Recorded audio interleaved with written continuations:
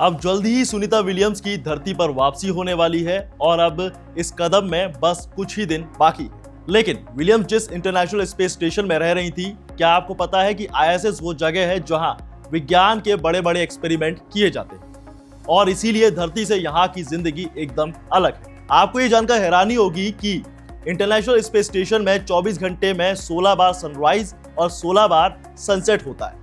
अब ऐसा क्यों होता है, इसके बारे में हम आगे बात करेंगे।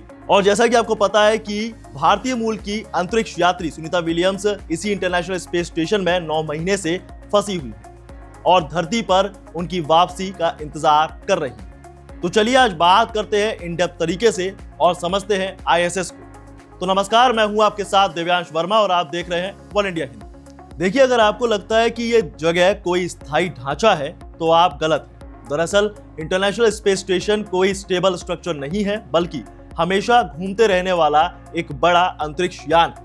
इंटरनेशनल स्पेस स्टेशन लगातार पृथ्वी का चक्कर काटता रहता है। चलिए अब आपको यह भी बता दें कि धरती से ये कितना दूर है। देखिए, इंटरनेशनल स्पेस स्टेशन पृथ्वी से 403 किलोमीटर की ऊंचाई पर पृथ्वी के चक्कर लगाता रहता है। इस दौरान इसमें अंतरिक्ष यात्री मौजूद रहते हैं, यानी कि सुनीता विलियम्स पिछले 9 महीने से लगातार पृथ्वी के चक्कर लगा रही है। इसका एक मतलब यह भी है कि इंटरनेशनल स्पेस स्टेशन धरती से 403 किलोमीटर की दूरी पर है। अब इसकी स्पीड क्या है, इसके बारे में भी आप जानिए। देखिए, इसमें सबसे ज्यादा दंग करने वाली बात यही है कि इंटरनेशनल स्पेस स्टेशन धरती के चक्कर काटता जरूर है, लेकिन इसकी स्पीड 17,500 मील प्रति घंटा होती है, जो कि बेहद ज्यादा है। और अगर इसे किलोमीटर में नापा जाए तो यह 28,163 किलोमीटर प्रति घंटे की स्पीड से नापी जा सकती है।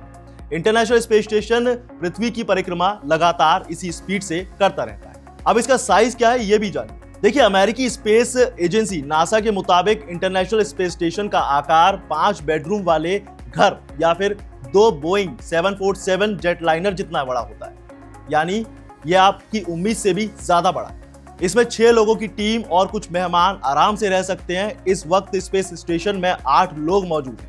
पृथ्वी पर अंतरिक्ष स्पेस स्टेशन का वजन लगभग 10 लाख पाउंड किलोग्राम होता है। अगर इसे सभी एजेस को मिलाकर इसका आकार मापा जाए तो इसकी लंबाई तकरीबन फुटबॉल मैदान के बराबर होगी। इस स्पेस स्टेशन में इसमें संयुक्त राज्य अमेरिका, रूस, जापान और यूरोप के प्रयोगशाला मॉड्यूल शामिल हैं। यहाँ तक कि 90 घंटे का दिन और 90 घंटे की रात भी यहाँ होती है। कैसे, वो भी समझिए। इंटरनेशनल स्पेस स्टेशन में 24 घंटे में 16 सूर्योदय और 16 सूर्यास्त देखने को मिलते हैं। इसे आप इस तरह से भी समझ सकते हैं कि यहाँ 90 मिनट का एक दिन होता है और 90 मिनट की एक रात होती है, और ऐसा 24 घंटे में 16-16 बार होता है। ऐसा पृथ्वी के आकार के मुताबिक इंटरनेशनल स्पेस स्टेशन की बहुत तेज गति के वजह से संभव हो पाता है। लगभग 28,000 किलोमीटर प्रति घंटे की रफ्तार से इंटरनेशनल स्पेस स्टेशन की परिक्रमा करता है और इसे उसमें 90 मिनट लग जाते हैं। इसका मतलब यह है कि 24 घंटे में आईएसएस पृथ्वी के चारों ओर लगभग 16 चक्कर लगभग 24 घंटे में 90 मिनट और 16 सेकंड लगाता है। चूंकि इंटरनेशनल स्पेस स्टेशन हर 90 मिनट में एक चक्कर पूरा करता है और इसीलिए इसका मतलब यह है कि हर चक्कर के दौरान ये स्पेस स्टेशन लगभग 45 मिनट दिन और लगभग 45 मिनट रात में चक्कर लगाता है। इसीलिए हर चक्कर में इंटरनेशनल स्पेस स्टेशन एक बार सूर्योदय और एक बार सूर्यास्त देख पाता है। चूंकि आईएसएस 24 घंटे में 16 चक्कर लगाता है, इसीलिए ये 16 सूर्योदय और 16 सूर्यास्त देख पाता है, ये जैसा कि मैंने आपको बताया। और पृथ्वी का आकार 12,742 किलोमीटर है और स्पेस स्टेशन की कक्षा में ऊंचाई 400 किलोमीटर के आसपास है। यह तय करती है कि आईएसएस कितनी तेजी से पृथ्वी के चारों ओर घूम सकता है। यदि पृथ्वी बहुत ज्यादा बड़ी होती तो एक चक्कर पूरा करने में ज्यादा से ज्यादा समय लगता और सूर्योदय सूर्यास्त की संख्या कम हो जाती। इसी के साथ पृथ्वी का आकार और आईएसएस की कक्षा का संतुलन ऐसा है कि आईएसएस हर 90 मिनट में पृथ्वी के दिन और रात वाले हिस्से को पार कर सकता है, जिससे ये अनोखा अनुभव संभव हो पाता है। अब आपको ये भी बता दें कि ये स्पेस स्टेशन है कितना पुराना। देखिए, इंटरनेशनल स्पेस स्टेशन का पहला हिस्सा नवंबर 1998 में लॉन्च किया गया था। एक रूसी रॉकेट ने रूसी जार्या कंट्रोल मॉड्यूल लॉन्च किया था लगभग 2 सप्ताह बाद, और अंतरिक्ष शटल एवेंडर और जार्या की मुलाकात हुई थी। उस वक्त अंतरिक्ष शटल यूएस यूनिटी नोड ले जाया जा रहा था, क्योंकि वहां मौजूद सदस्यों की यूनिट नोड को जार्या से जोड़ा गया।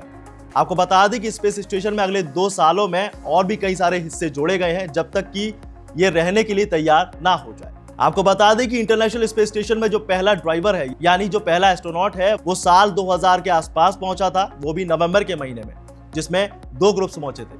तब से लेकर लोग अंतरिक्ष स्टेशन पर रह रहे हैं। समय के साथ और इक्विपमेंट जोड़े गए। नासा और दुनिया भर के उसके साझेदारों ने 2011 में अंतरिक्ष स्पेस स्टेशन का निर्माण पूरा किया। अब आपको सबसे खास जानकारी भी दे देते हैं कि सुनीता विलियम्स की वापसी की तारीख क्या है। इस बीच सुनीता विलियम्स को लेकर एक अच्छी खबर सामने आई है कि नासा ने उनकी वापसी की तारीख कंफर्म कर दी है।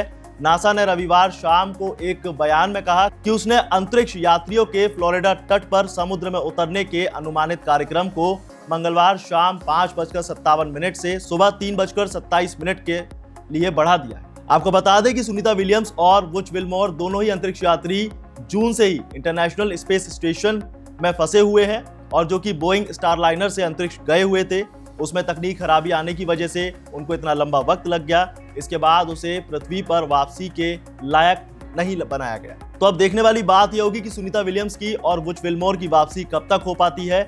इसके बारे में अभी हाल फिलहाल एक जो जानकारी है वो एकदम कंफर्म है, लेकिन तारीख क्या है इसके बारे में अभी कह पाना मुश्किल है। फिलहाल के लिए इस खबर में बस इतना ही। ज्यादा और ताजा जानकारी के लिए बने रहिए वन इंडिया हिंदी के साथ, और वीडियो को लाइक शेयर और कमेंट करना ना भूलें।